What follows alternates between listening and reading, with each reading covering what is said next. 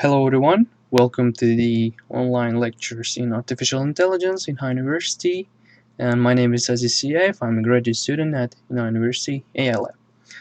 So today we will discuss neural networks, and basically we will create neural networks with MNIST Dataset here, and our main focus for today is to create classifier that will be able to classify the handwritten numbers. So all content is taken from this book, Make Your Own Neural Network by Tariq Rashid. And here I provided two links for you. First, this is the GitHub page. I took all code from here, so you may refer if you would like. And here also I provided the link for the Amazon if you want to purchase this book. So yeah, let's get started.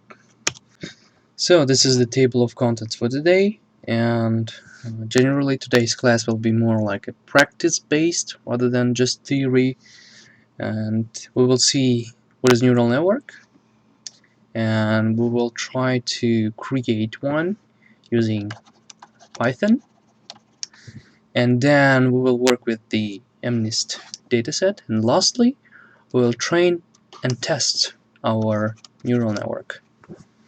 So, neural networks. As you may know, the human brain consists of 10 to the power 13 to 10 to the power 15 neurons. And all these neurons connected to each other, create combinations. And all these combinations, these complex combinations and the interactions actually create some sort of reasoning in the human brain. So we do have eyes that actually be able to perceive some objects. We have nose to identify smell, and so on. Whenever we get in terms of eyes, whenever we see something, our brain receives all these signals from one neuron to another. At some point, eventually, we got our perception that will identify that this is actually a star.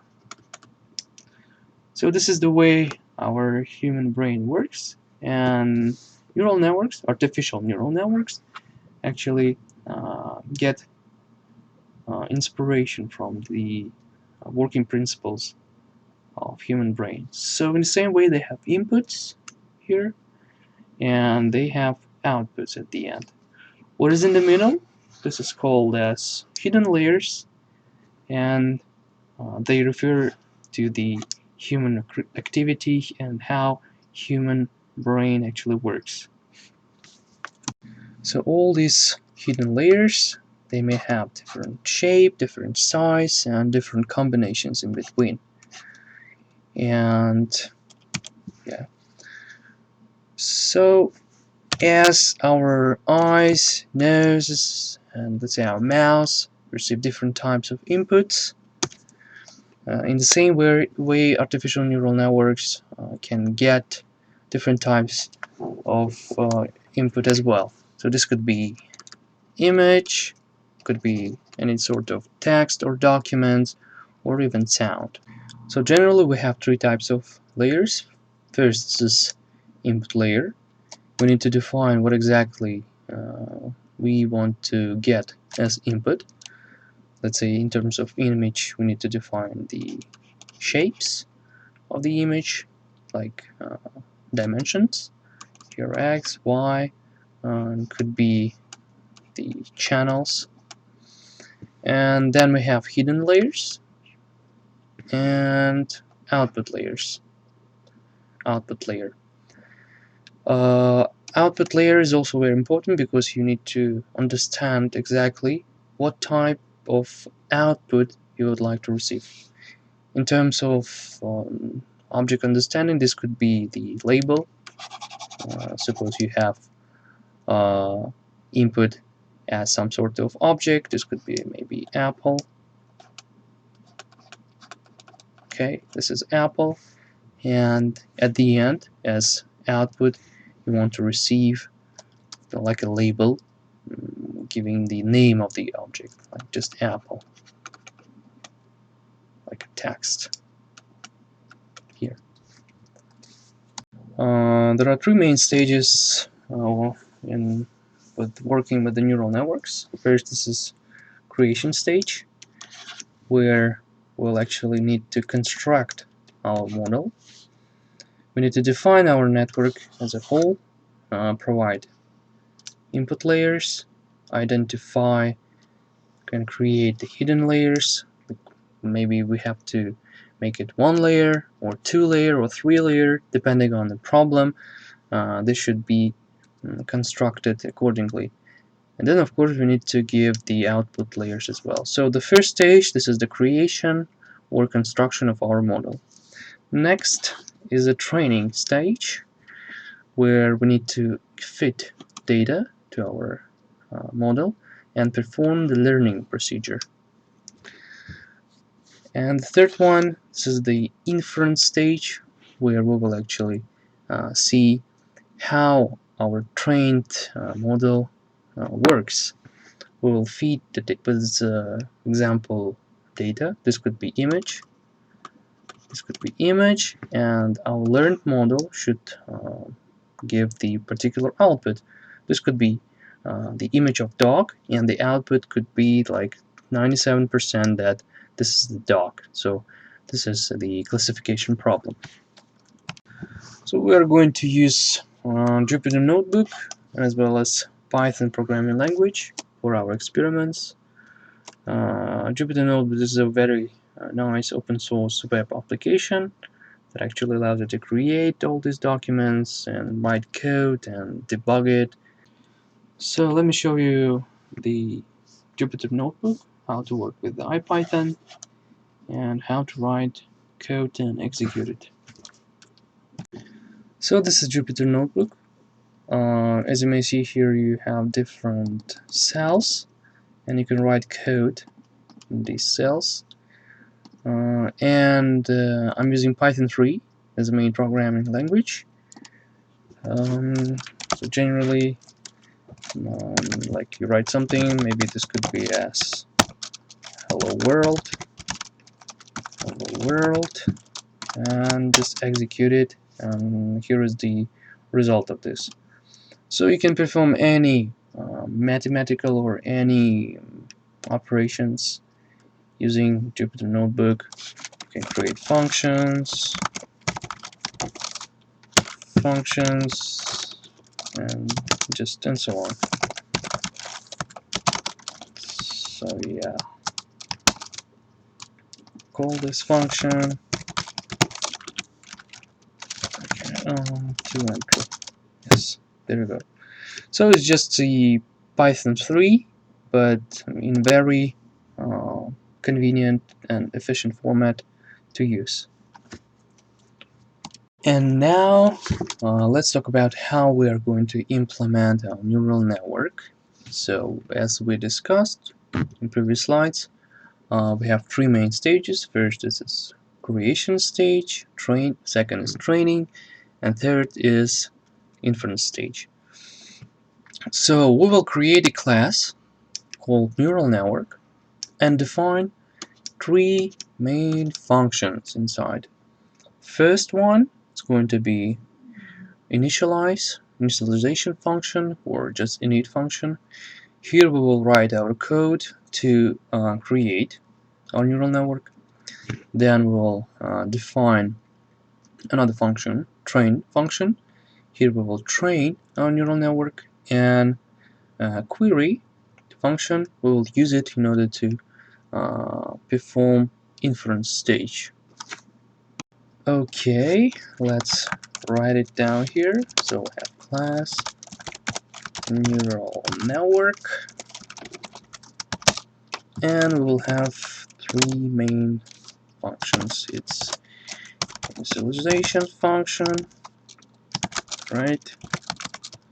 Then we'll have train function, and the last one is query function for inference.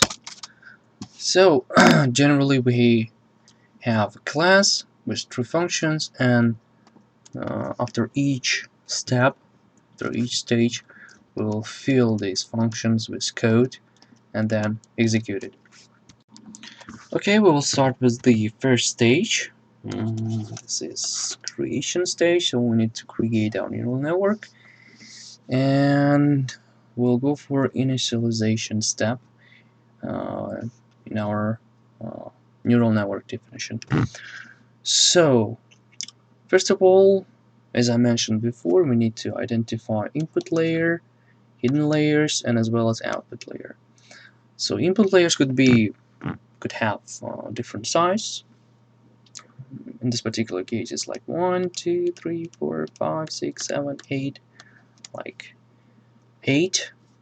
And hidden layers, okay, could be, let's say, 10, and the output layer is here is 1. So basically, talking that we have, in this particular example, we have neural network that receives input as that has size of 8 and gives you an output of 1. So this could be like numbers 1, 0, 1, 0, 1, 0, like size of 8.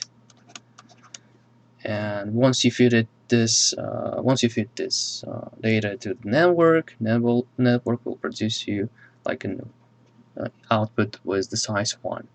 Like this could be like 8, or this could be 1, and so on. Just one number. So it is important to understand that logic behind artificial neural networks actually lies in matrices.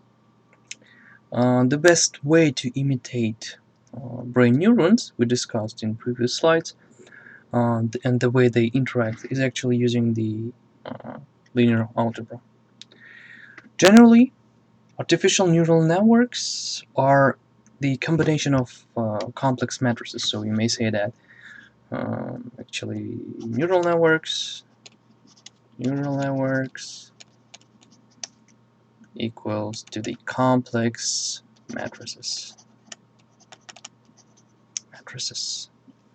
Yeah. And the matrix consists of parameters known as weights, as we see here, and identifying right parameters for our data can be considered as a learning goal. At the beginning, matrix will have default parameters like random initial parameters, but more data go through the matrix, more we tweak the weights of the matrix, and by doing so we adapt it for a particular problem. Okay, and let's take a look to this example provided here. We have input, we have output, and everything in between.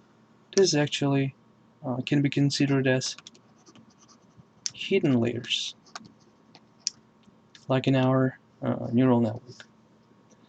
And the logic behind is the following. When we multiply one matrix by another matrix, as a result, we will get a third matrix.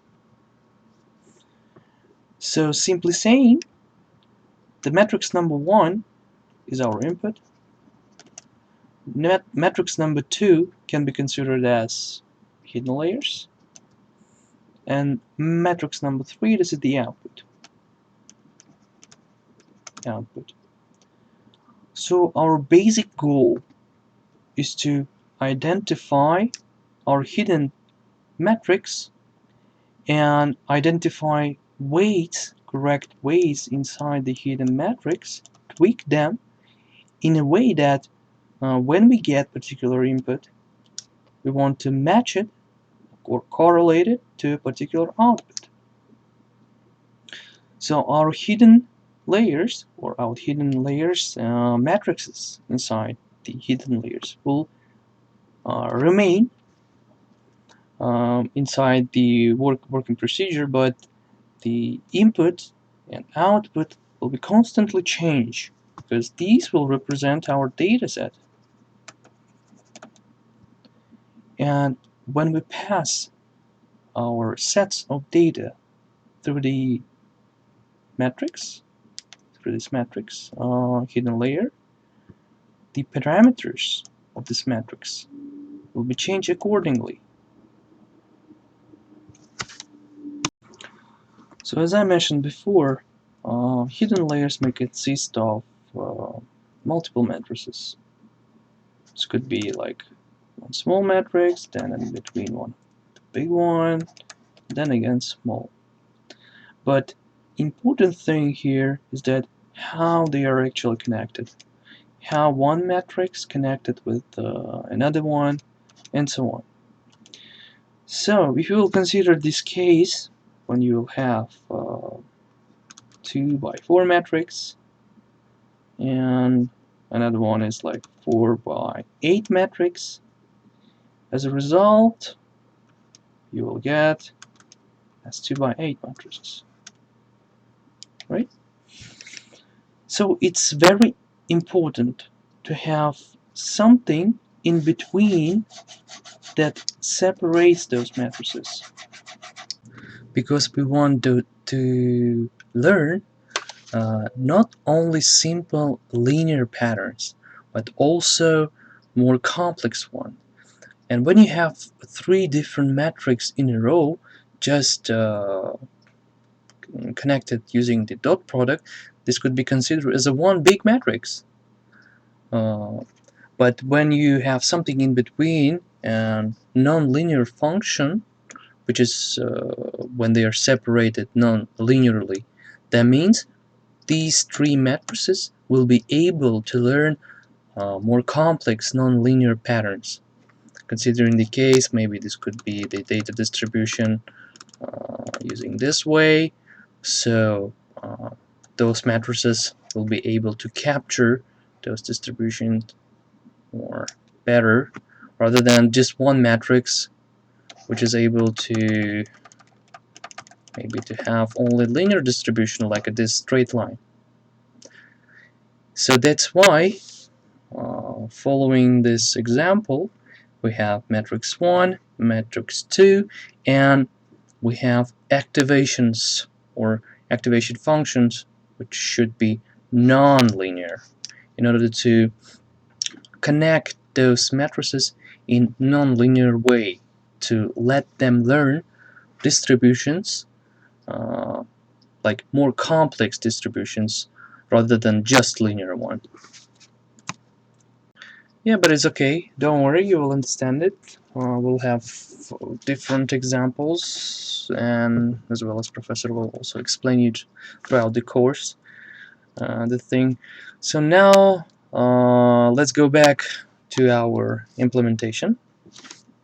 So we need to implement the initialization step, and as you remember, we have function init, which is dedicated for creation of neural network, and we want this function to dynamically create different type of neural networks, so with different input and output and hidden nodes. That's why we define here input nodes, hidden nodes, and output nodes. And the learning rate, don't worry, I'll talk later about it. So we have definition here of our input nodes, hidden nodes, and output nodes, and then we need to define our matrices. So at the beginning, we will initialize them with random variables, and here you may see here matrix number 1, matrix number 2, and here is random initialization, right? And then we also need to define the activation layer or nonlinear function. Here is our activation function. We use it here as sigmoid. Right, so let me show it in code again. So yeah, let's write it down. Okay, we have input nodes,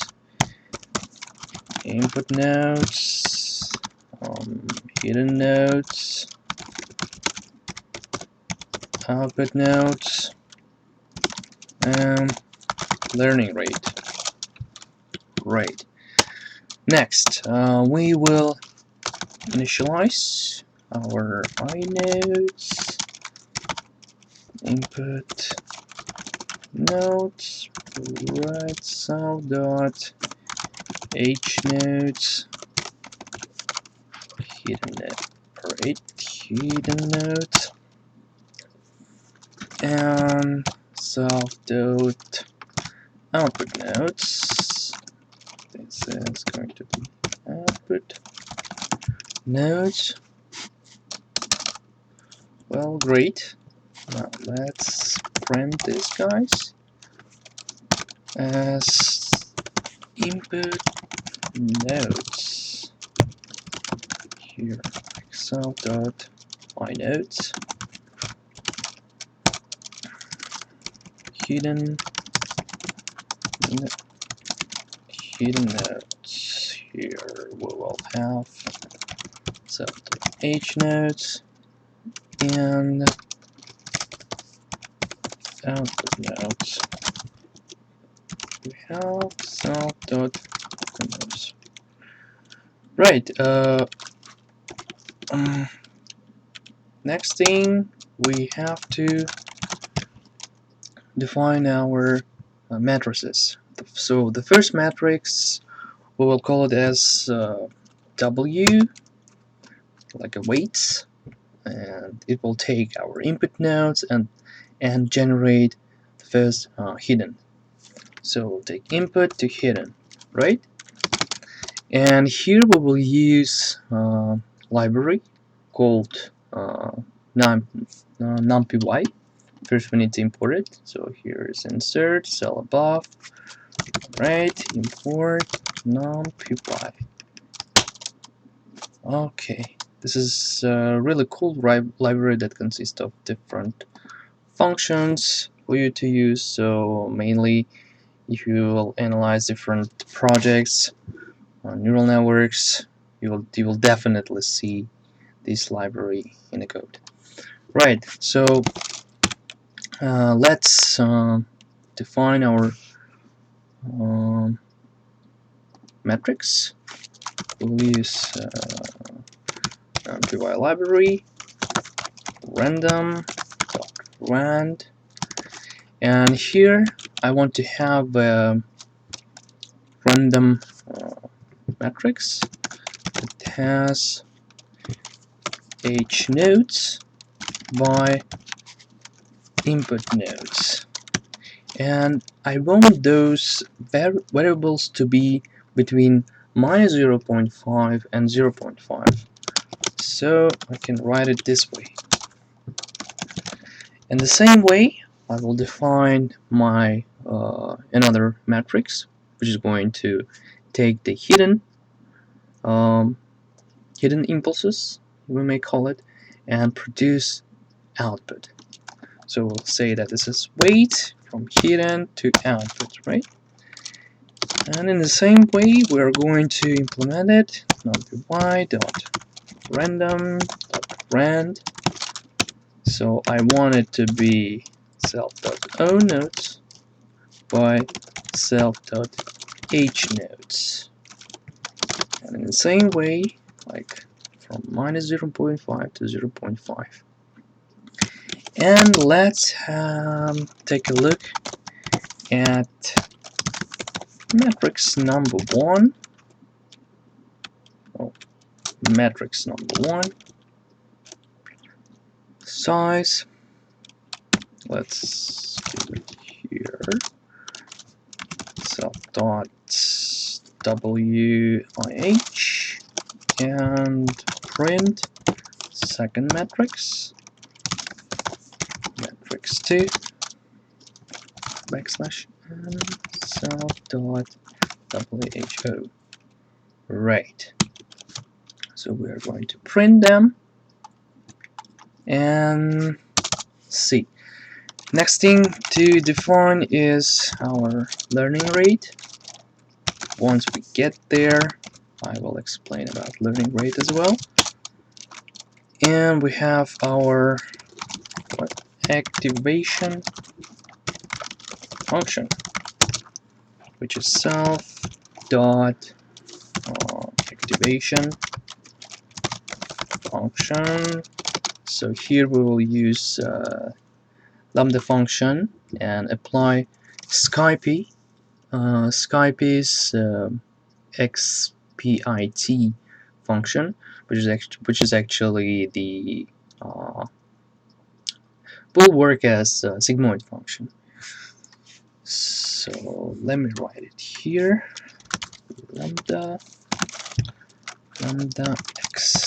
So first I need to include it here. Import Skype dot special, and from the special, from Skype dot special, I will take xbit function. Right, so let's have a look. Xbit Skype. Okay, as you may see here, xbit, also known as logistic sigmoid.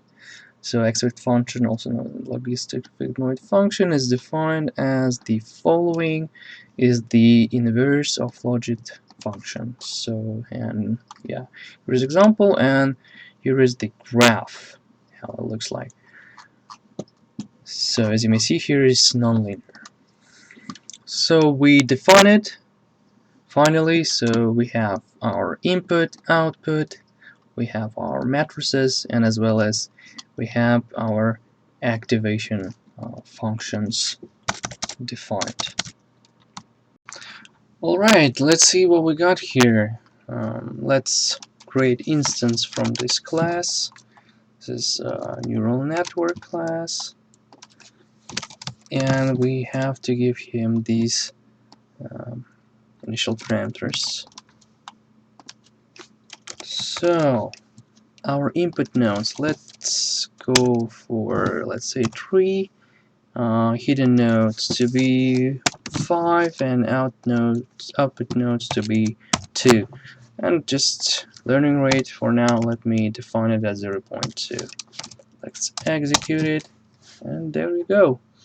You have input nodes 3, hidden nodes 5, and output nodes to be 2. So this is our matrix number 1. Initially, it has these parameters, these weights, randomly generated, and pay attention to its dimensions. Here is a 3 by 5, since I defined that I want to have the hidden nodes to be 5, so my matrix number 1 is going to be like a 3 by 5. And this is the matrix number 2, since I mentioned that my output nodes should be 2. This is going to be adjusted as 5 by 2. Right. Well, I almost forgot to mention about this 2 lines of code. Here I provided 2 versions how you may implement our matrices, and here I wrote like statistically this one is better. So what I mean by that? So when you define your matrices with the initial parameters, they are all random, but there are various research that show that defining and initializing your weights parameters in a particular way will definitely influence to the performance of your matrix, to the performance, and as well as how fast your matrix is going to be tweaked in the right way, and how it's going to learn, and so on. So the random variables here is very essential, because if you will define these variables too high, like thousands, and when you will have the matrix multiplication, this is going to be huge numbers, and definitely you will have the problems with the computation.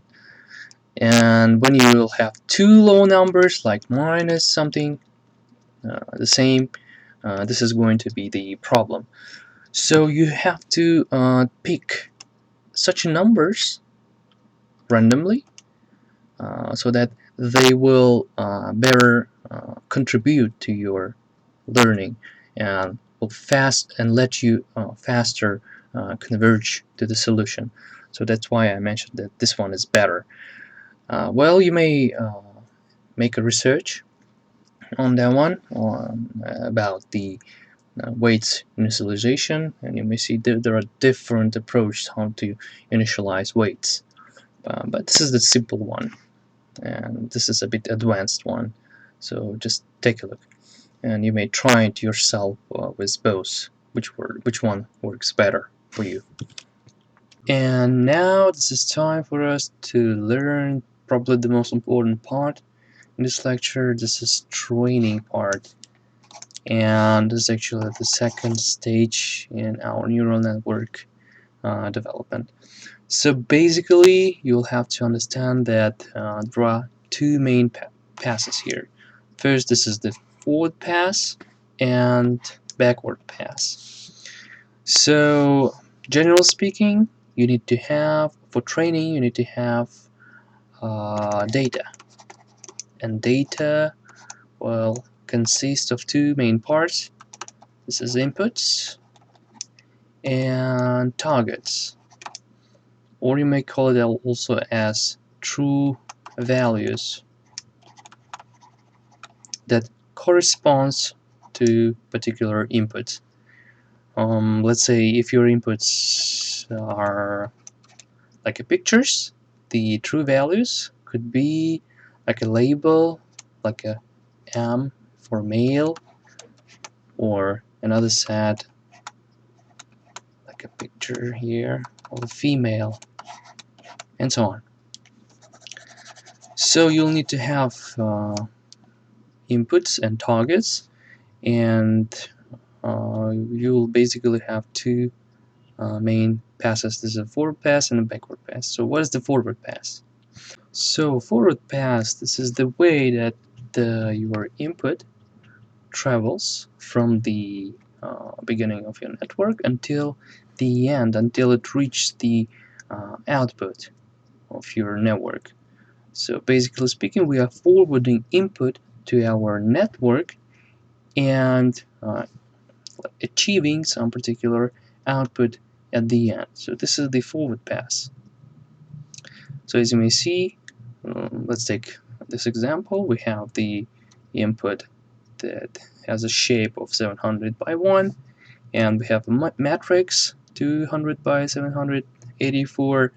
When we will multiply, we have the result of 200 by 1. We are passing it through activation function or nonlinear function, and so nonlinear function does not change the whole size of your previous input. And we have second matrix that has another size. Once you pass through this network, we have 10 by 1, and it goes through the second activation function, and at the end we have our output. So what is next? So basically speaking, you have the output of your network, and you have true values.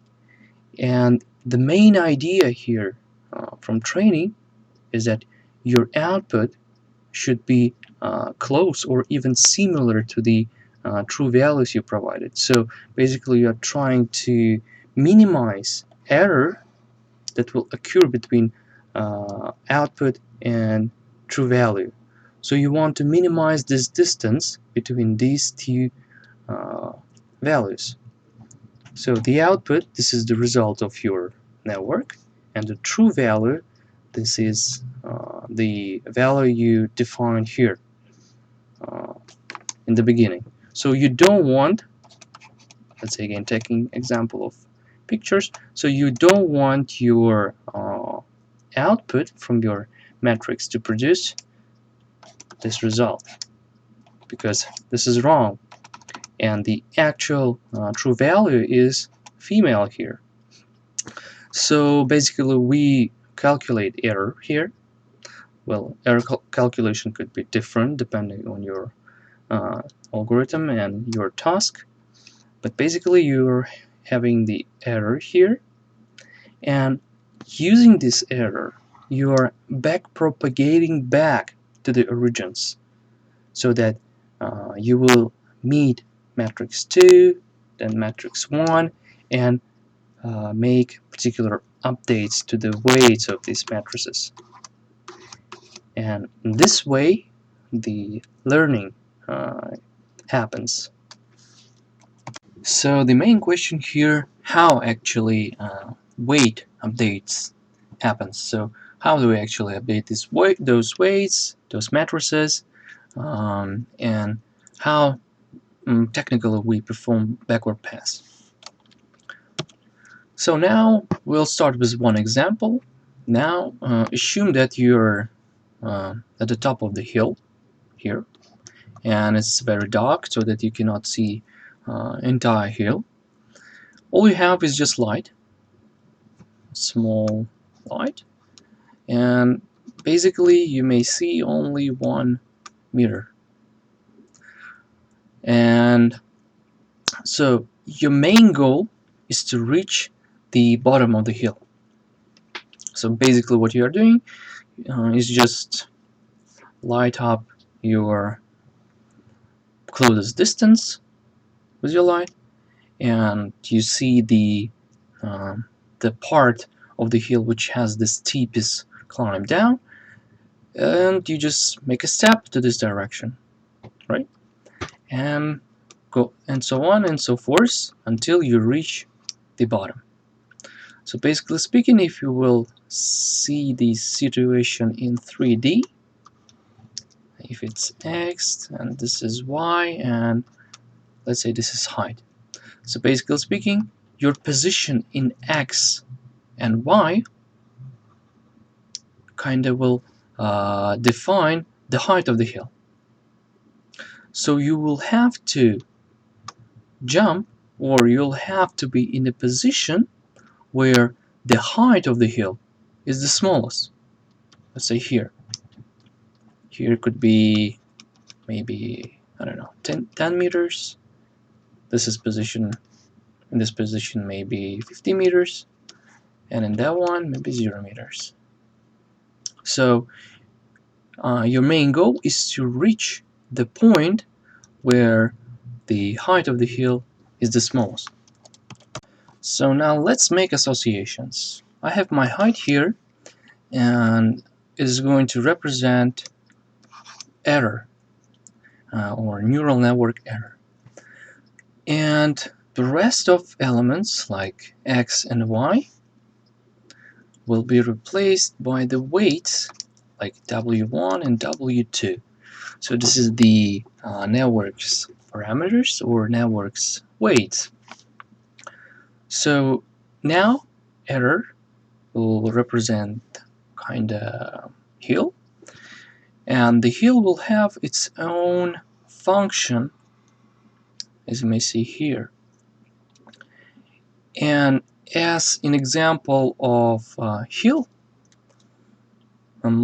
x and y axis will define the position, the height of the hill, and same goes here.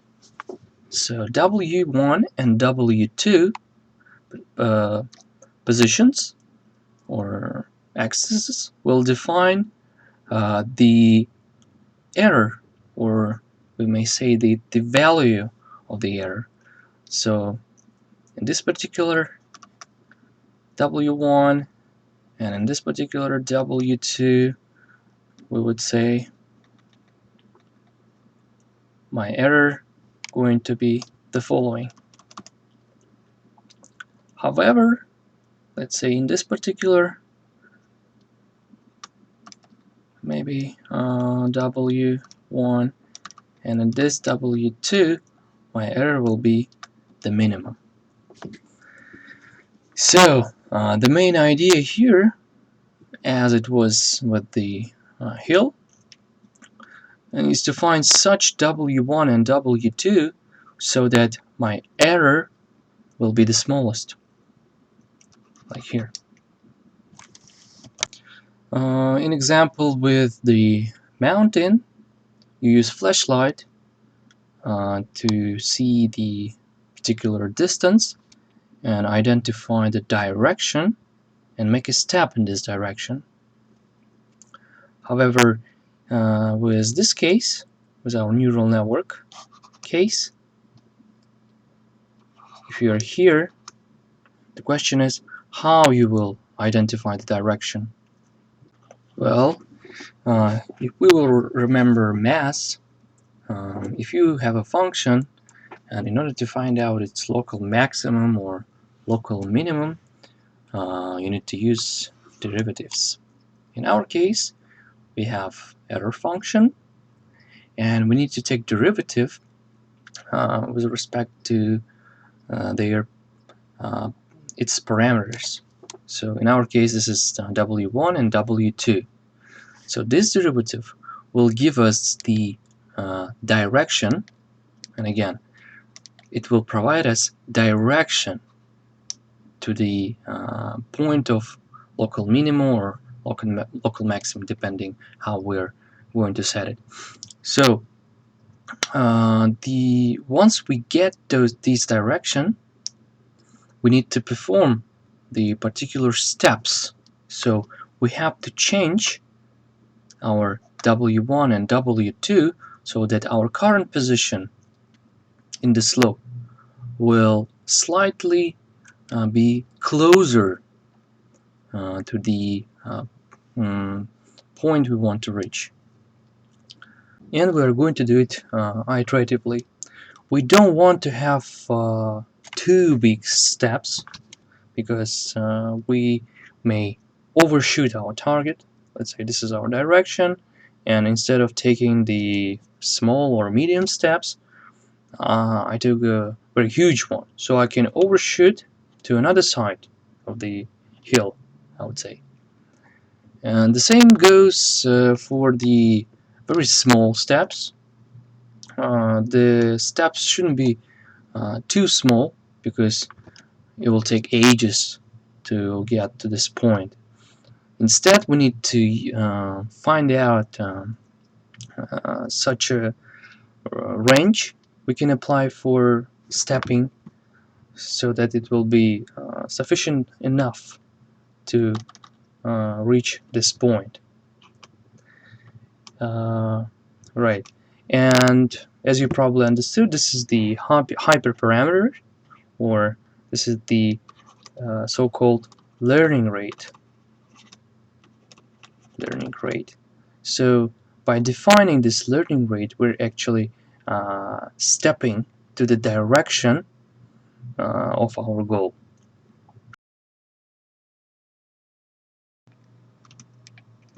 But in this lecture, we do not cover the methods how to calculate this derivative. Instead, here I already provided for you the solution. And as you may see here, this is the derivative of the error function with respect to its parameters. And the next expression here defines the actual step we're going to perform. So this is alpha, or learning rate, and this is actually the direction.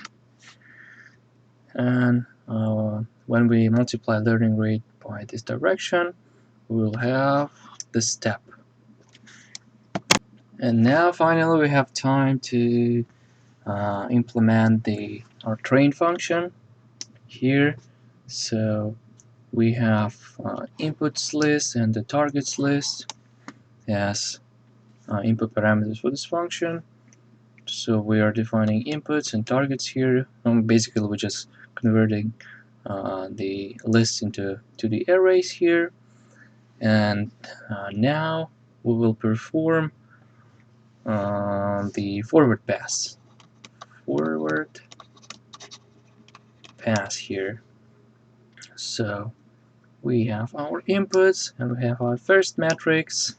So we got our hidden input, then we are passing it to the activation function. Next we have our second matrix. Result of this one goes here.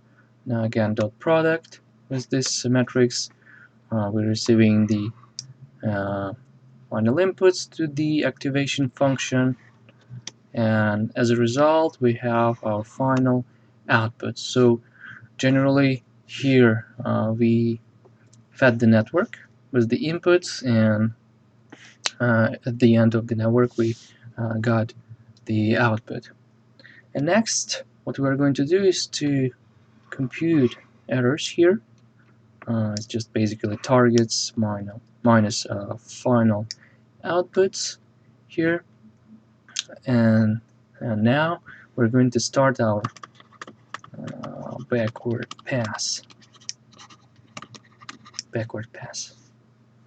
So I calculated the hidden errors, where I just took my errors and dot producted with the matrix number 2, and I got my hidden errors. So basically I have matrix, then activation, second matrix, then activation, and the outputs here. So basically I'm going this way. So now I got to this point, matrix 2, matrix 1, and do you remember in the previous slides we computed that our derivative is going to be the following expression. So we'll just rewrite it here. So we're going to update our matrix, this matrix. So basically this expression means that like w is equal to w plus something. So we are going to update our matrix with the following expression. So this is the same as this one. So we have learning rate here, and we have the dot product of the hidden outputs and our output error multiplied by sigmoid and 1 minus sigmoid. And the exactly same goes for this matrix number 1.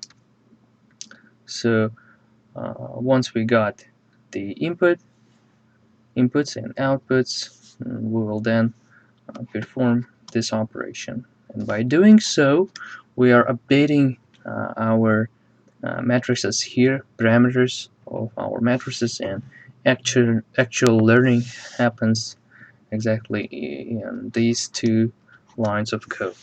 So, alright, coming back to our code implementation, let's complete our train function. So up here's self, then inputs list, targets list. We are going to convert them to the arrays. So we have inputs equal to numpy dot array, like inputs list. Int to be equal to 2. We're going to take it the transpose of it, since we have to match the dimensions to our matrix. So we have targets to be equal to numpy, basically the same. Targets list and the mean to be equal to, and get again transpose. So now we are going to calculate signals into hidden layer. So hidden inputs. This is simply numpy dot product of our inputs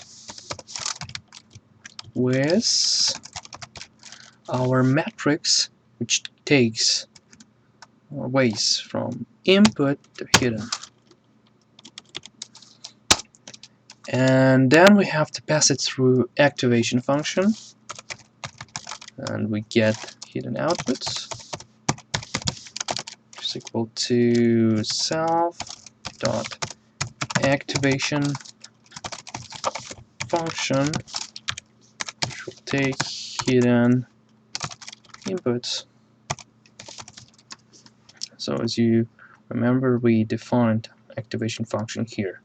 So basically, these hidden inputs will go through the Skype special XBit logic function. Yes. And now we will define our final inputs, which is going to be equal to numpy dot product with our second matrix. So we have hidden. Basically, we have hidden outputs, and we will dot product it with our hidden to output matrix. Right, and we will pass it through our activation function again. Outputs to be equal to self dot activation function final inputs. Yep. So great. So we just finished with the forward pass. Now we have to calculate the error. So output errors to be equal to targets minus final outputs.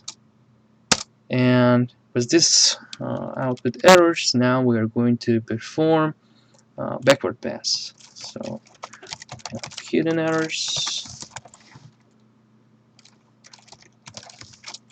to be equal to numpy dot product with our output errors and our matrix number 2 hidden to output, but it's transposed.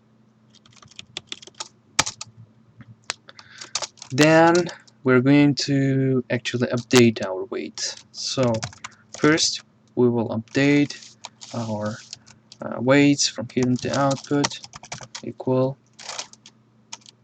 where this expression is actually means this one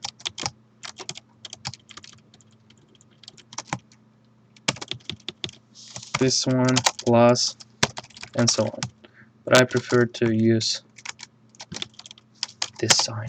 So our learning rate will have multiplication here, numpy dot product of two things. First is the hidden outputs.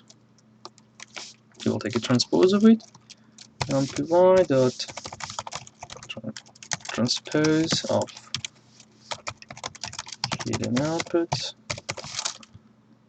and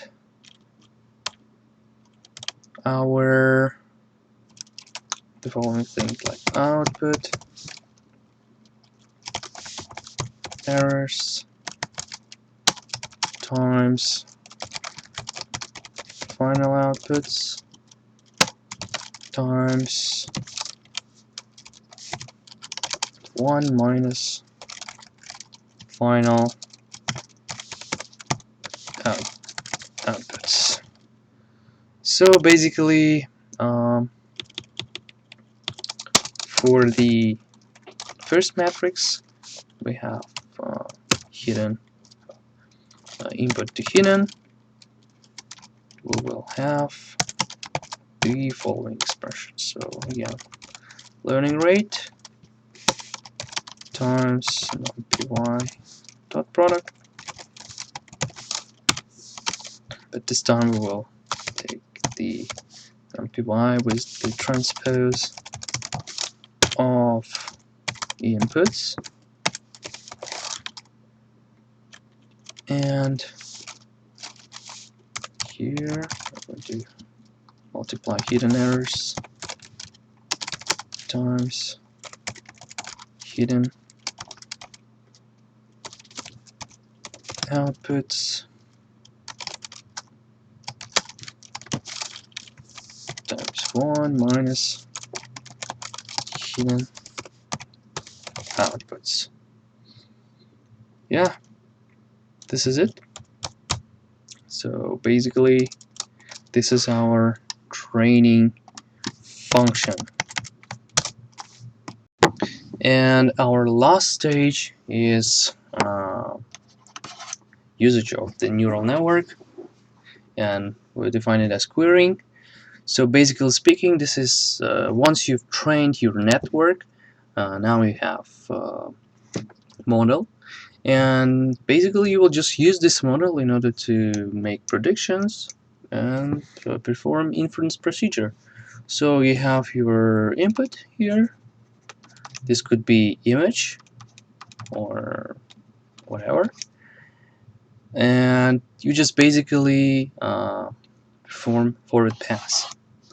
So you just give the input to the network, and after each of these stages, it will give you the output, and basically you just return this output. So in this particular example, you have the input of the doc, and if it's like classification network, let's say it will give you back the result like a 97% that this is a doc. So implementation of these also very straightforward. Basically, as I mentioned, this is all just a forward pass from your training function. So again, you have inputs list here. So you converted it to the 2D arrays here, inputs, and again just calculate the hidden inputs, hidden outputs, final inputs, and final outputs, and just return these final outputs here. So this is your input defined here, and all procedures inside your network, and this is the output you're going to return. And let's implement our querying function quickly as well. So inputs list here. So we're going to convert them into 2D arrays. So numpy dot array, okay, inputs list, the 2 transpose here. So we're going to calculate hidden inputs first. Hidden inputs first. Basically just dot product of our inputs with our inputs to hidden, right? And then we have hidden outputs to be equal to the self dot activation function, hidden inputs, and the final inputs to be equal to numpy dot product with hidden outputs, and we multiplied by hidden to outputs matrix. And lastly, we have our final outputs to be equal self dot activation function final inputs. Right. That's it. And just return it. Return your final outputs. And you're done with querying. Of course, you could just go here and copy until this line and just copy and paste. But yeah, don't forget to write return here. And finally, we're done with our implementation of neural network. And right, let's try this out. So I will create neural network. Okay, here's a neural network. Access of neural network. Then I will define parameters here inside. Okay, I will set to my input nodes to be, let's say, 3, hidden nodes to be 5, and my output nodes to be 2. And by default, I just set my learning rate to be 0.2. Okay, as you may see here, this is my matrix number 1 and matrix number 2. And now since we don't have dataset yet, we'll just try to use this query function. So I will call this query function using my neural network object. Okay, query, and I will provide inputs. So as I said at the beginning here, my input node should have the size of 3. That means I need to provide array list with size of 3. So let's do it. 0.1, 0.2, 0.2, and 0.5. Let's say. Yeah, let's run it. Okay. My inputs were these 3 numbers, or was a list that consists of 3 numbers, and this returned me, my neural network returned me the output of array consists of 2 elements. Why? Because I set here the output nodes to be 2. So now let's play with this.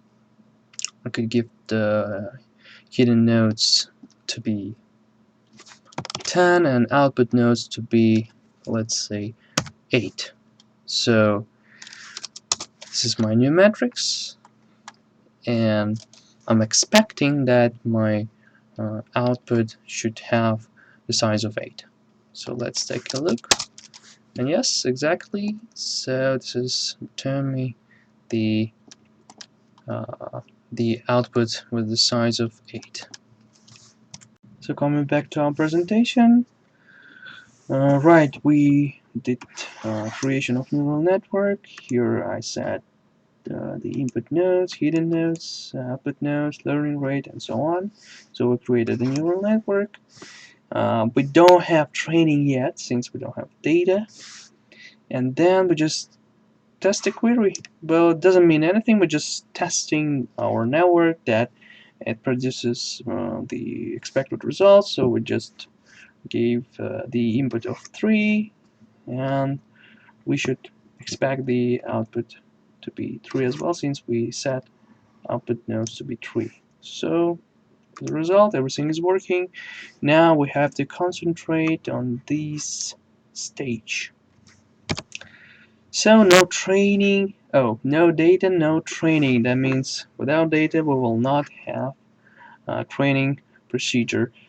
So the data types could be different. So this could be the image, bunch of images, documents, text, sounds, like as I mentioned at the beginning.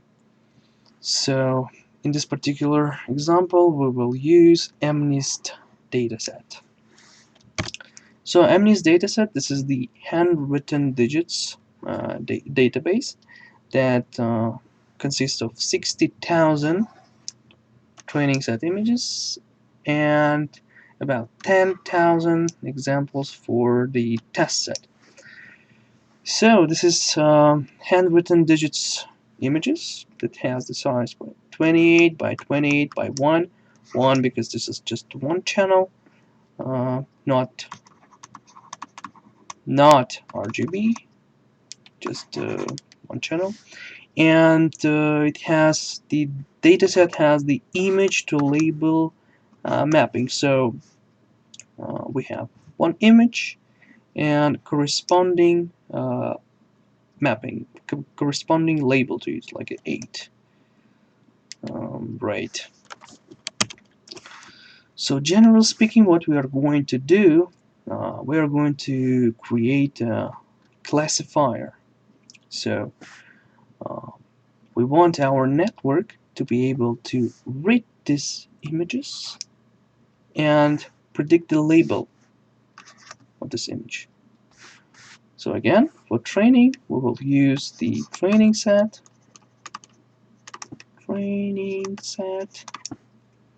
that consists of images. Images are going to be inputs to our network, and these labels of these images are going to be what? Targets, right? So let's analyze one instance of MNIST dataset. Let's say this image of 8.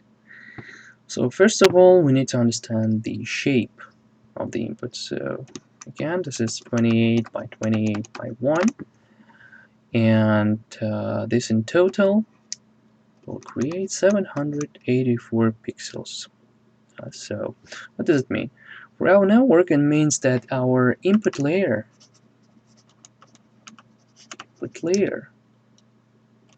should be equal to 784, since it's going to take 784 input signals from this image. We still need to define the hidden layers, since it's up to us how we'll define the architecture and how big we will have the how big we'll expand our network here in the middle. And of course then at the end we will also need to define the output layers. Alright. So at the beginning it's kind of difficult to understand what's happening and just to imagine, but I found nice video on YouTube that actually shows you 3D visualization of how neural networks work. So let's take a look.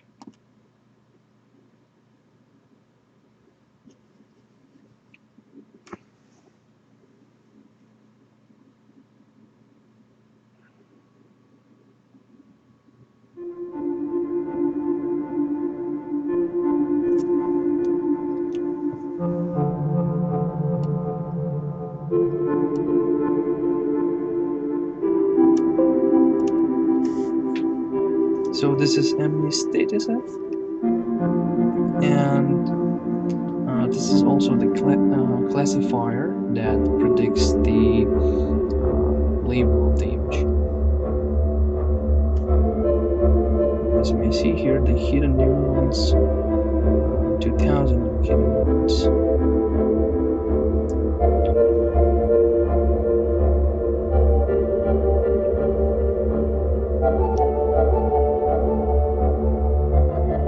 So basically there are multiple types of neural networks, and here, as you may see here, different layers of these neural networks. So here a number of neurons is 10,000. So yeah, you have convolutional neural networks and so on. So it's pretty interesting actually. So let's come back to our presentation. Right. So now about technical stuff of MNIST dataset.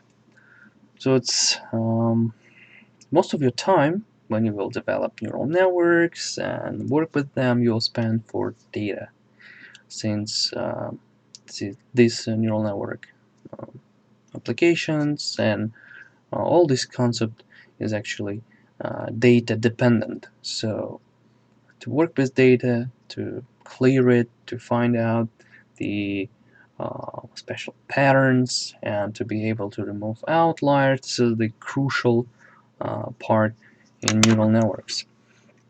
So talking about the MNIST dataset, again, this is the labels, and we need to get first this dataset. So the dataset is pretty much huge, since it consists of 60,000 images, but for this lesson we'll just use 100 of them as a training set, and about 10 for the testing, just to see, because in order to train 60,000 images, maybe it will take some time for you, but you can try.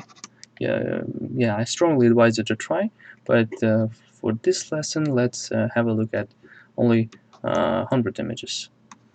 So how to get them? If you will go to the first slide of this lecture, you may find that I provided you with the GitHub link to this book. So let's click it and go here. This is all in open access, so you may see that we have different files, as well as these files I used to give you the code. So we have here MNIST dataset folder, and you may find these two files, so MNIST test10.csv and MNIST train10.csv. So basically we will use these two files for the training and testing. So I want you to download them, and then we will open and analyze. So let me open it using the Excel. Okay, here is the Excel view of the CSV file. So as you may see here, this is the big document, consists of different different numbers, and we need to understand what those numbers represent. So if you will take just one row, you may see it starts with some sort of label and then goes all the way with these zeros and so on.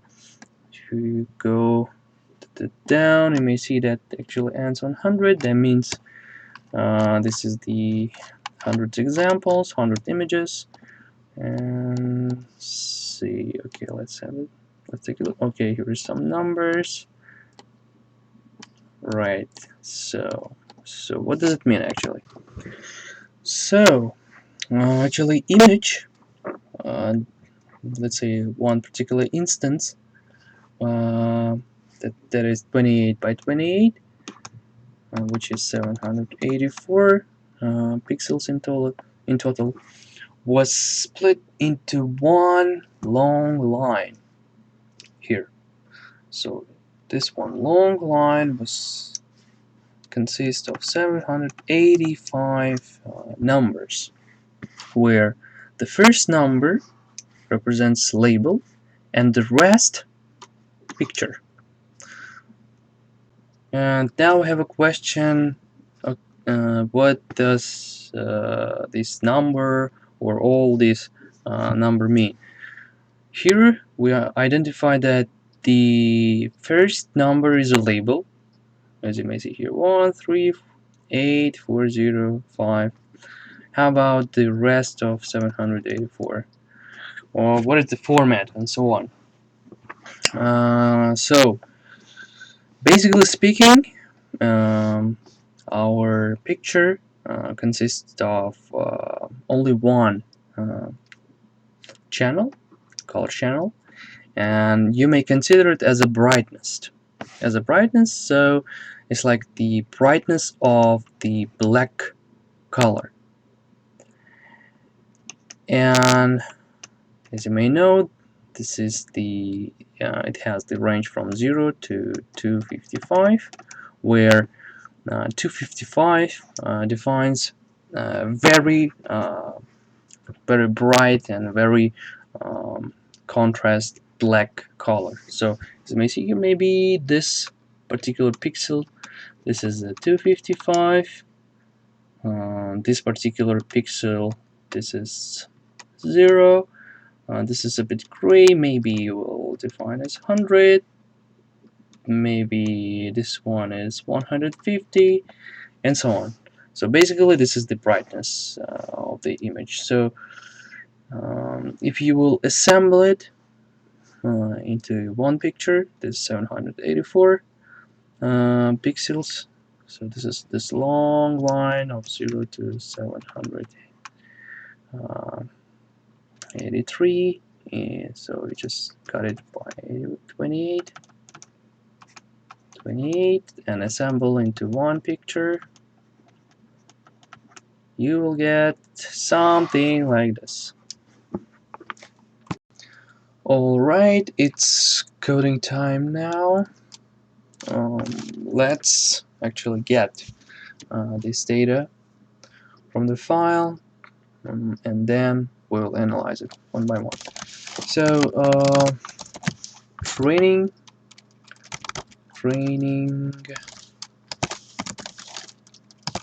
data file. So we're going to open it, provide path here, and in read mode.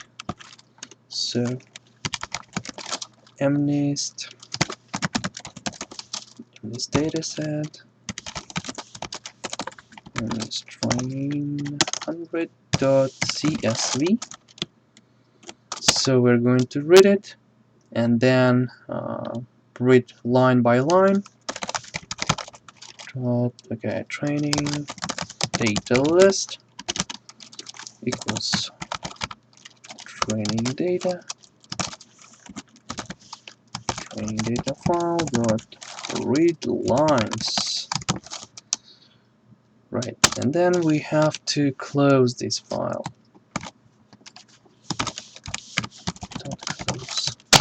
Okay, there we go. And I have my training data list now. Let's take its length. Okay, it says 100. So now we are going to take one example from the training data. Okay, example to equal training data list of 0. So out of 100 examples, I will take only one instance and we'll analyze it. Okay, let me show you. Alright, so we have what we have here. We have 785 numbers. First, this is label, and the rest, this is part of the image. Pay attention that at the end we have \n or end line. So we need to further proceed with these images, with this example, but we cannot use it in a raw format. We have to extract each number, since right now it's represented as one string. So what we are going to do, let's work on this example. Alright, so we'll take all values of this example in a string. All values of example in string. Right? So example dot split by this one. So generally speaking, I would like to take the list of each of these strings and separate them by comma. So, and this is the code for it. And if I will see all values of example in string printed, now it's just a list of all numbers and with backslash n at the end. Okay. Now what we're going to do is to convert it to the floats. So what we need to do is all values of example will be equal to, we'll use our numpy as float array function, and we'll give this string list. Right, now we'll print it.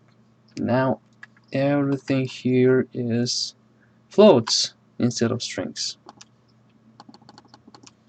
Right, what we're going to do next, let's say print label. So our label is equal what? This is actually just the first element.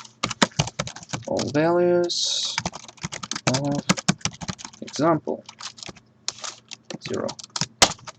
Right, and let me print it. Print label. So it's 5. And the rest is a picture. So let me take it. So pictures is all values of example, but starting from 1 until the 784. Oh, 85.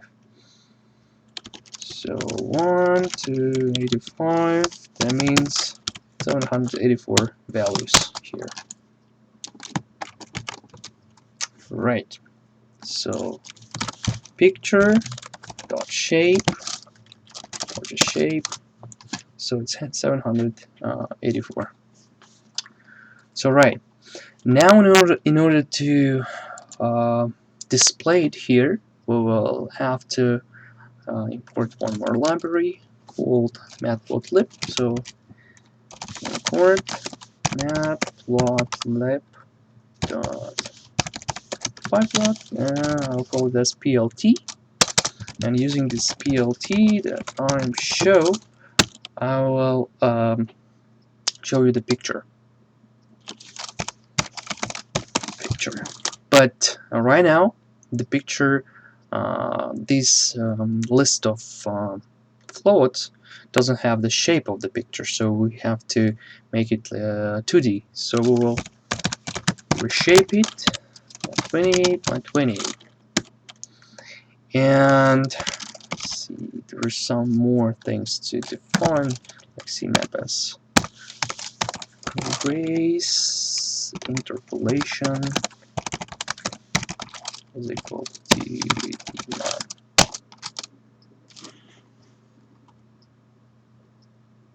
Alright, okay, I think we have to also do here matplotlib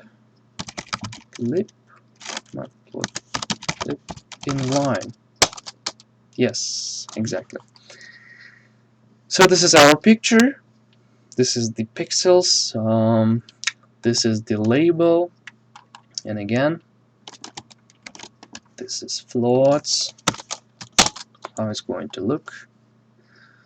So yeah, basically this is one instance. And the next step is actually to prepare all this data and define it as inputs and true values or targets,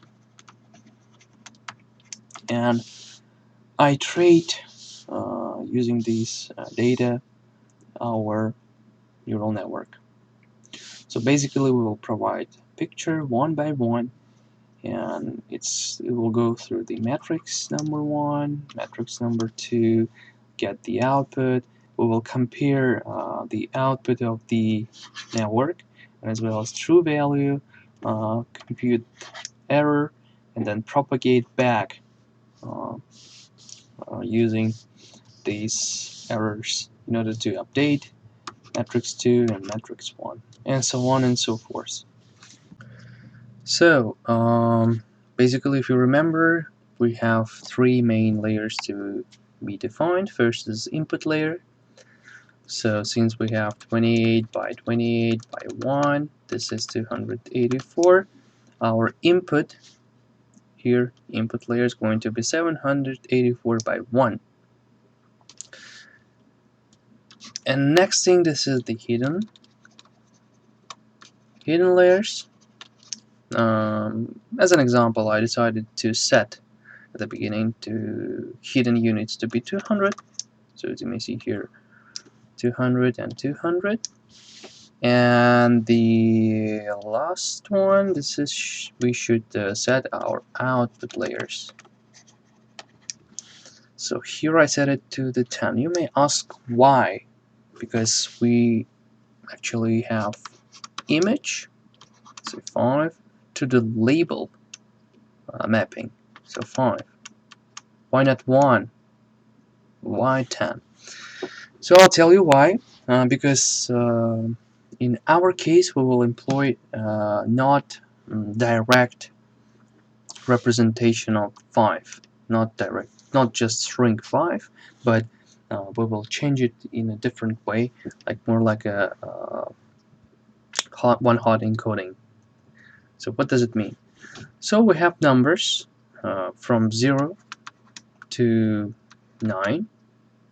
So in total we have 10 numbers. So instead of using a label 5, just label 5, we will represent those numbers in an array. In an array that consists of 10 numbers. Let's say if you want to represent number 5 using this representation, we will place one distinct element in the index 5. So we have index 1, 2, 3, 4, 5, 6, 7, 8, and 9. Okay, here. So we will place our distinct element here, index number 4. So I'll place just 1, and for the rest, let's say zeros. So, and this particular combination, array combination, will represent me 5. Similarly, in order to represent, let's say, 1, we'll have 0 here, 1 here, and the rest will be zeros. So this is 1. And finally, this is time to complete this part right here, since we haven't wrote any code for the training. Okay, so this is the code for training. Generally speaking, we will need to take all this data and iterate through our network like multiple times. And one iteration, iteration of the whole data, like in our case 100 examples through the network, will be called as one epoch. So in this just particular case, I just set one epoch number of epochs to be 10. And so what we are doing here is we're having one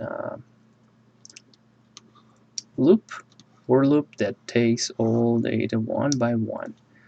So again, it just split it by comma as we did a couple slides ago, gets all these values, converts it to the inputs, creates targets, and then most importantly, it trains here. Call the train function by passing inputs and targets.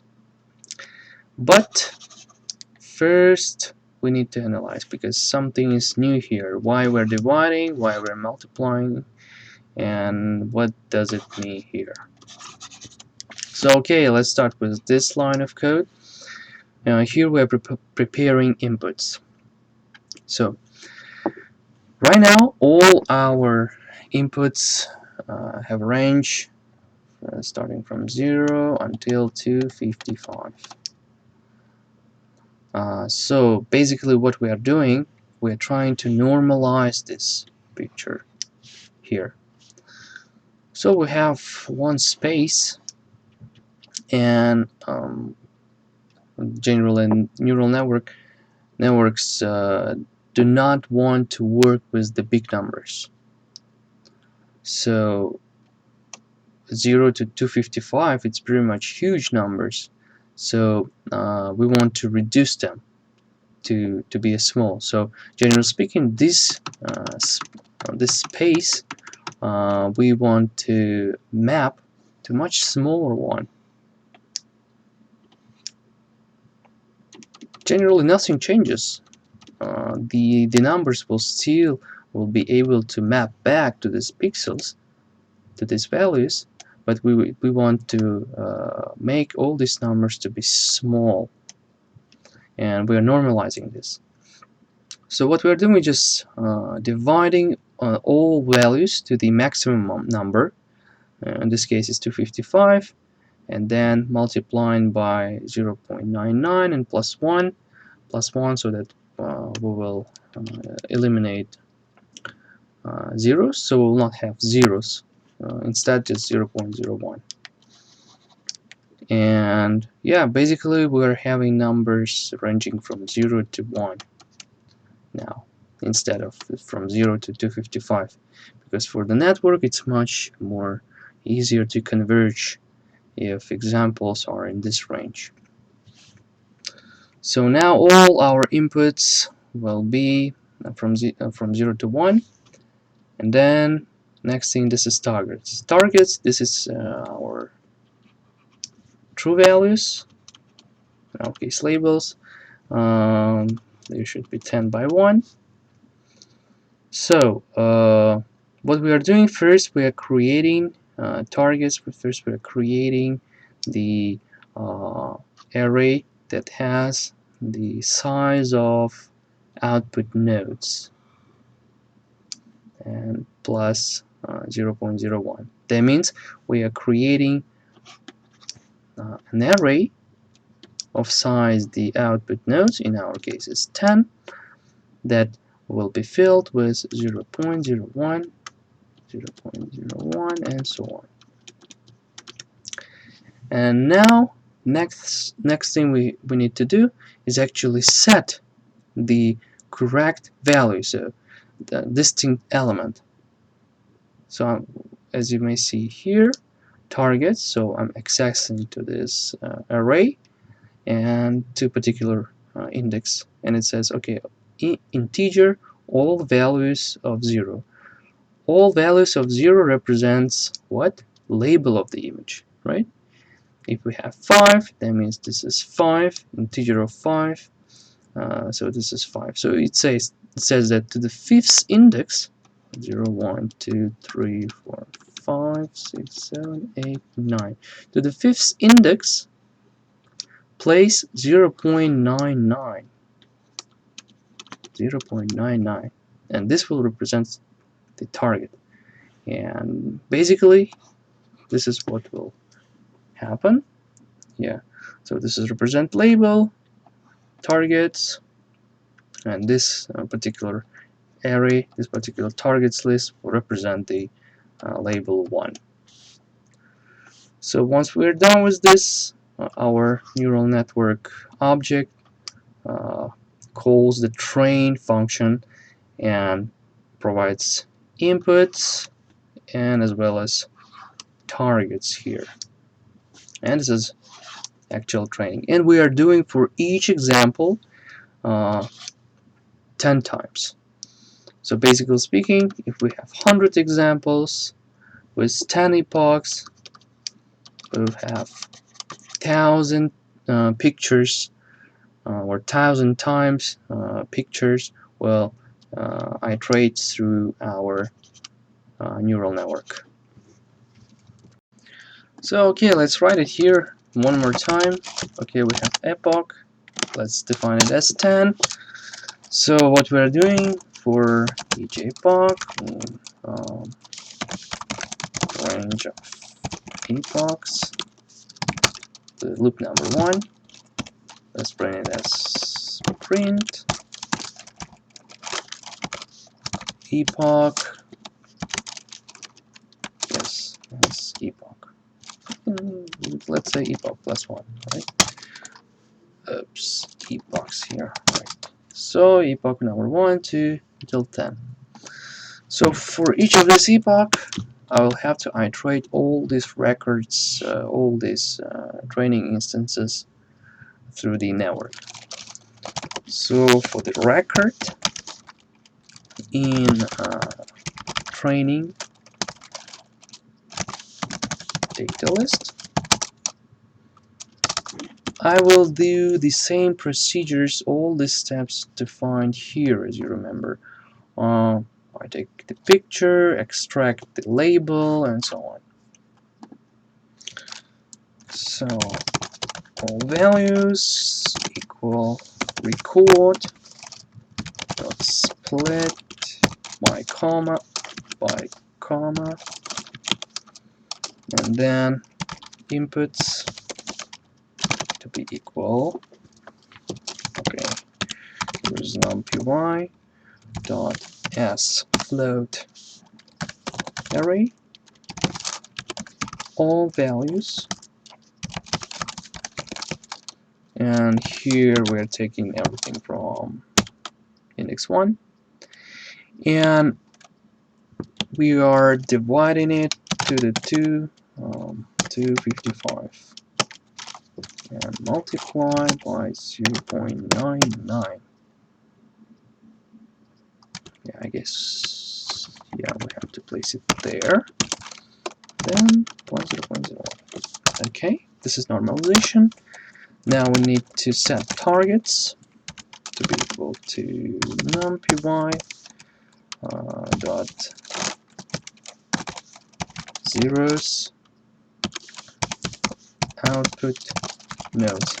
Basically, at this step, we just create the array with output node size, all filled with zeros. But instead of just zeros, it's better to write 0.01. Fill it with 0.01, a small number. Now the targets integer of all values of 0, since this is represent the label, will be equal to 0.99. Right. And now we're going to call train function and provide inputs and targets.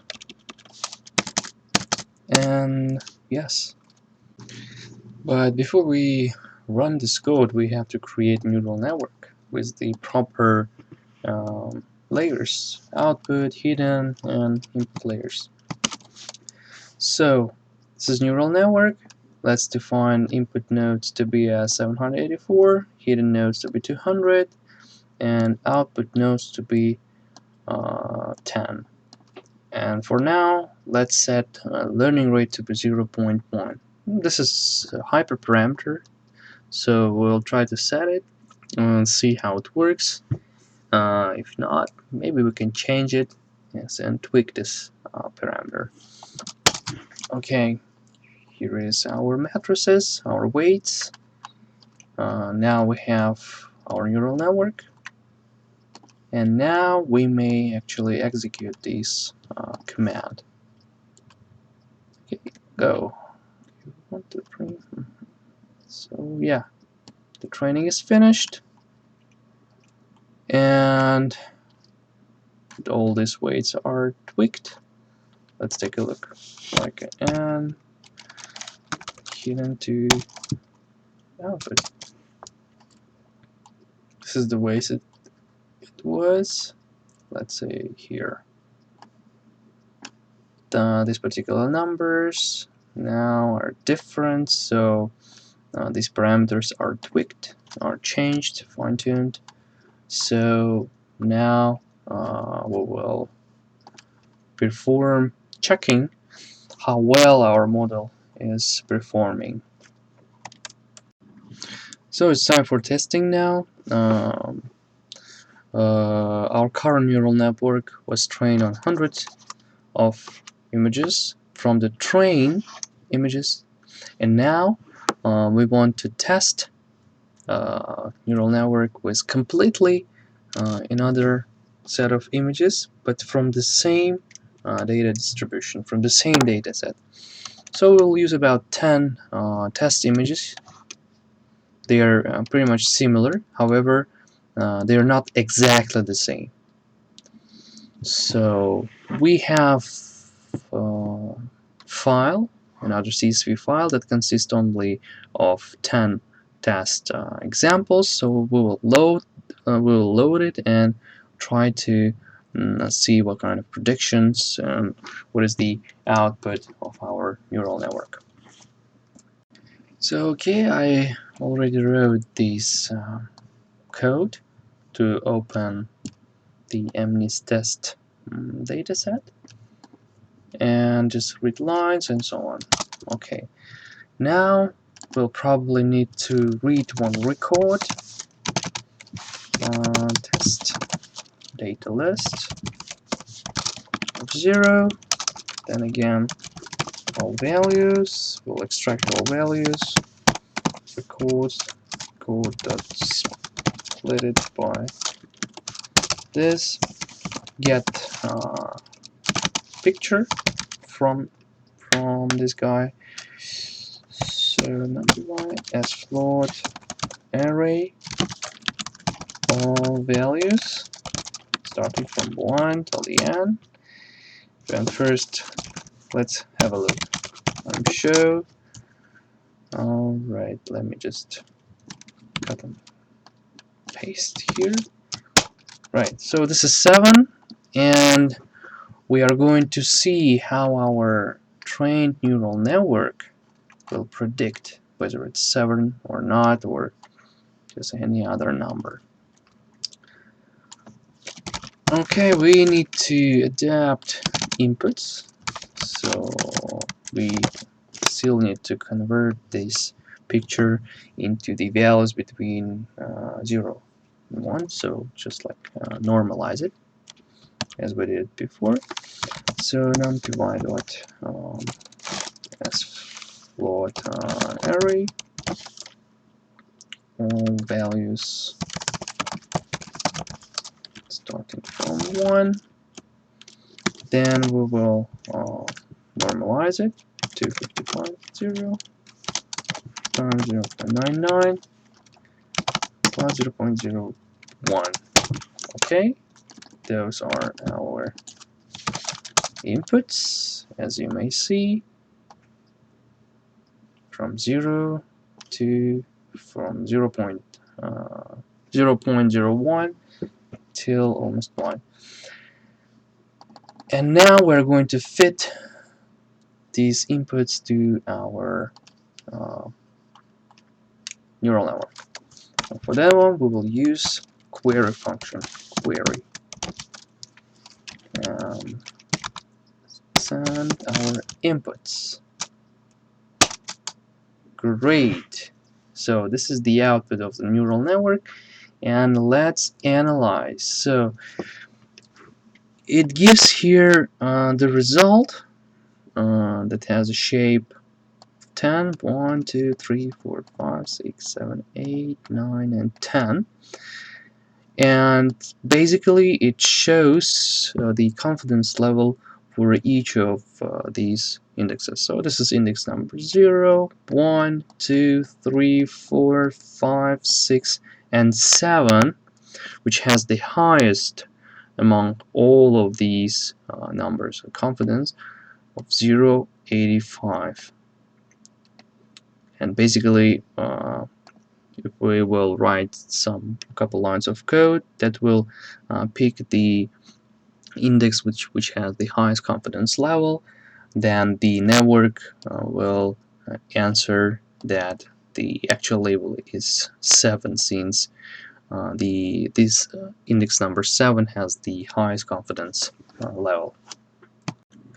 And now let's make some sort of performance checking code. So we have 10 testing examples here, and we're going to see how many of them are correct, incorrect, and so on. So we will iterate each of these data list and then query the network. And the network will give us output.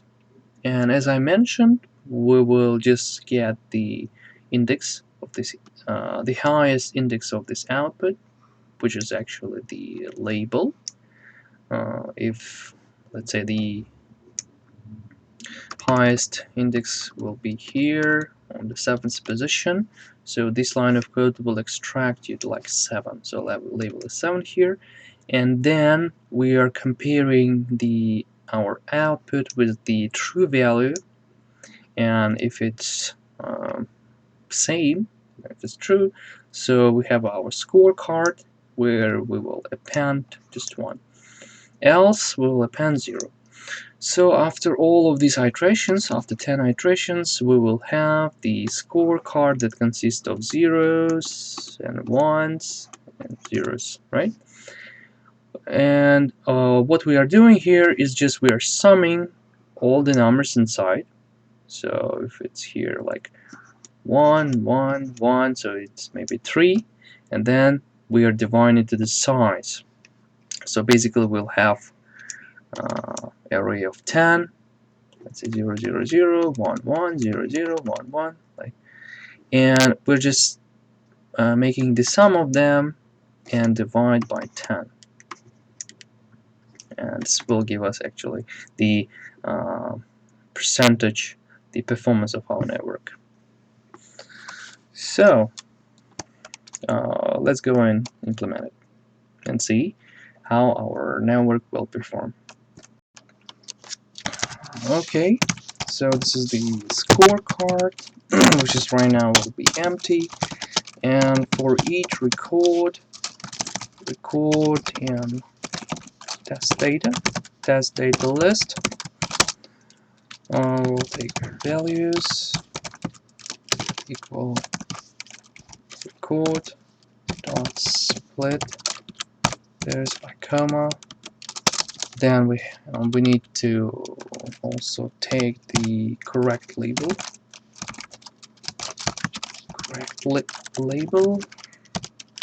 to be equal to the integer of all values of 0, if you remember. Okay, now we need to scale it and shift the inputs to be equal to the, again, we need to make the normalization step. So numpy dot float array of all values starting from 1, and then we will have to divide it and multiply to 0.99 and plus 0.01. Okay, now we're going to query the network, query the network with these inputs, get the label which is actually the argument, the index with the highest confidence level. We'll make it with argmax of the output, so that the index of the highest element will be returned. And then we're comparing it with the label and correct label. If so, if they are equal, that means we are correctly identified the class. The scorecard will append 1, else it's going to append 0. Right.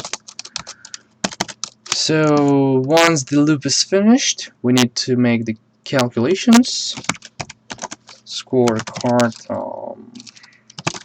array is equal to numpy dot as array scorecard and print there is a performance. Let's say it's performance. So what we are doing is scorecard array, we are taking the sum and we divide by its length. Scorecard array dot size. So, and yeah, let's execute it. Okay, it says the performance equal to 0.7. That means 70% of the examples was identified correctly. That means 7 out of 10 was right and 3 was identified wrong. So, and coming back to our slides, we just test our network using test images, and we got performance of 70%.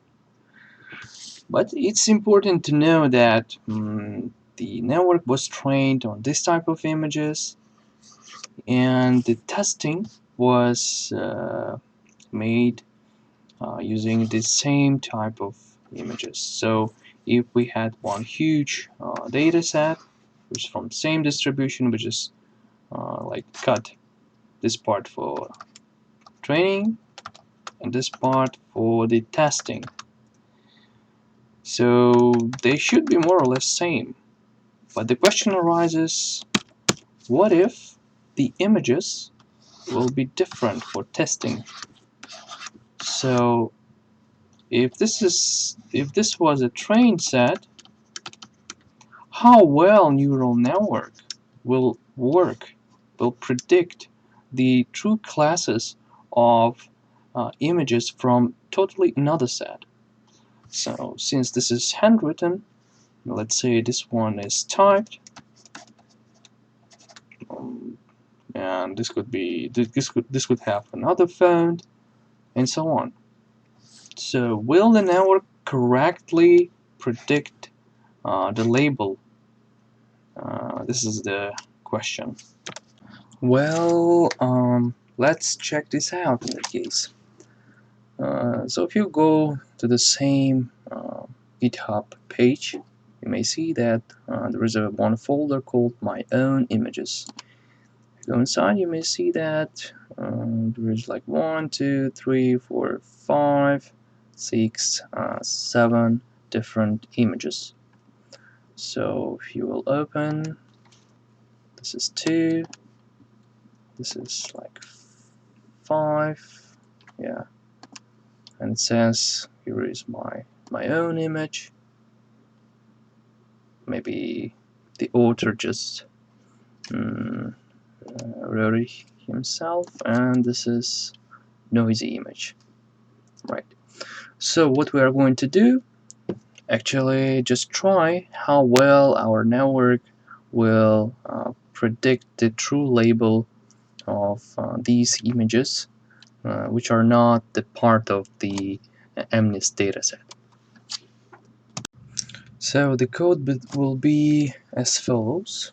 So we'll have our own dataset, like a list, and what we're doing is we're iterating through all images inside my own images folders. We have image file name that actually consists the particular label. Let's say in this example this could be like 4, and I'm extracting this 4 from the image title, and I'm getting a label here. And then I'm reading the actual image using image.io. I'm reading as a gray, and we have image array here, and then we are performing inversion operation. As you may see here, these two pictures, they both represent 2, however the pixels are different. So basically we have to take this custom image and invert it to have this type of format. So we're just inverting it by subtracting the highest number minus the pixels values. And then same operation in order to normalize data between 0.01 to 1. And after that we are appending the this record to our data set. Right, let's go next. So then what we're going to do is just to choose one example. First display it as usual, and then we will query the network here. And after that we will take the label and see what network will tell and what is the correct result. Right. Okay, let's get started. Our own data set, this one, and for image file, and glot.com, my own images, 28, 28, my own dot png. So we're going to extract label first. This is an integer from the image file name. Oh, here is the image file name. Right. Image file name -5 to -4. This is actually, if you will, what does it mean from -5 to -4? So take all the characters starting from the -5. So you go to the end and count 1, 2, 3, 4, 5. Okay, from this index until -4. 1, 2, 3, 1, 2, 3, 4. So basically you will take these characters. Of course you could set like just one index here, but in case if you have, let's say, two-digit numbers, three-digit numbers, this won't work. But this will work for sure. Okay, and then I'm saying that, okay, let's load it. Loading of the image, and for image file name, then we'll take image array, and we're going to use image.io library to do that. So I'm red image file name as gray. Yes, that's true. And we will perform the inversion. Image data is equal to 0 minus array dot reshape, since we are working right now with 1D 784, we will reshape it to this size. Then we'll normalize it. Image data be equal to image data. We'll divide it to 255 multiplied by 0.99 and 0.01. Alright. Next, we will sum up. So record will be numpy.append. So label, and image data, and then our dataset, our own dataset, will consist of this record. So yeah, don't forget to include these libraries like globe, import globe, and as well as import image.io.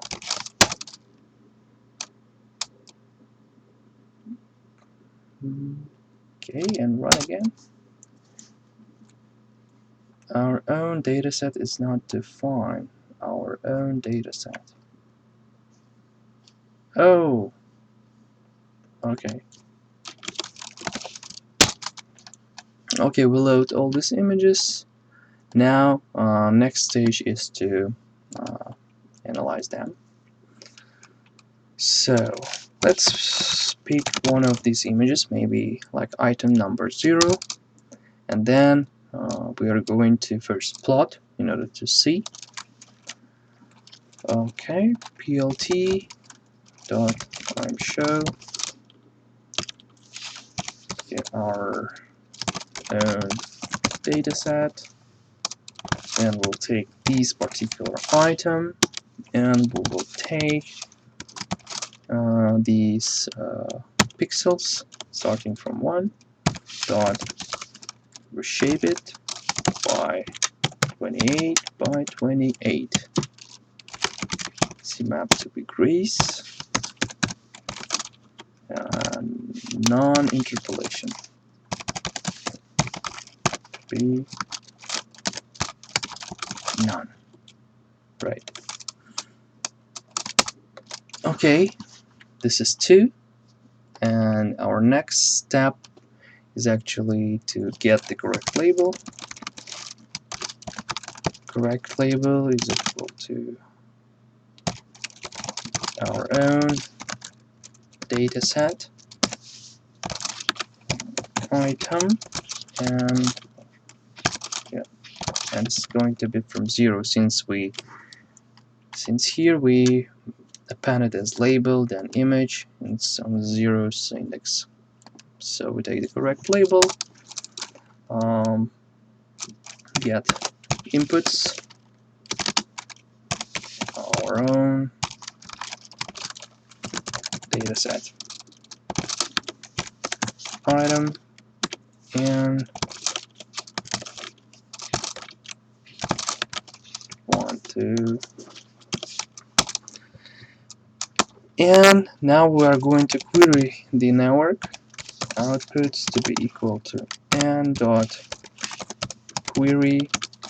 We'll provide inputs, get the outputs, print those outputs, and then also say whether it's correct or not. Okay, the label is equal to numpy or argmax of the outputs. The outputs, and print what network says. Network says it's label. Right. So, okay, I can copy that thing here again. Paste. And we are ready to actually query the network. Alright, so network says that this is 1, but the picture of this is a 2, and this is the result. So now let's take a look why the network says that. Clearly that the first index shows that it has the highest confidence level. However, the index on 2, it's still very close to this one, but the it seems that the index number 1 is more preferable here. Now let's change the item number 1. So this is actually number 3, but the network says that this is 6. So we'll analyze 2 indexes. Number 3, 0, 0, 1, 2, 3. So it's 22. And 6, 4, 5, 6, and it's 24. That's why it chooses 6. Go for second item. No, third item. So it's network says 4, and it's 4, so this is match. And as you may see, it's 82. It's pretty much high. Third item, it's 5, and it's 5. Also pretty nice. Fourth item, this is 6, but network says it's 4, and so on. So based on this experiment, we may say that our network still could identify some of the numbers like 4 and I guess 5. However, for like a 2, 3, and 6, it was not able to do that. Because most probably because these images do not really represent patterns from the MNIST dataset. And yeah, so I guess this is it. Thank you very much for watching this video. I was very excited to make it, and I hope that you learn from this tutorial a lot. So thank you so much. Have a great and wonderful day.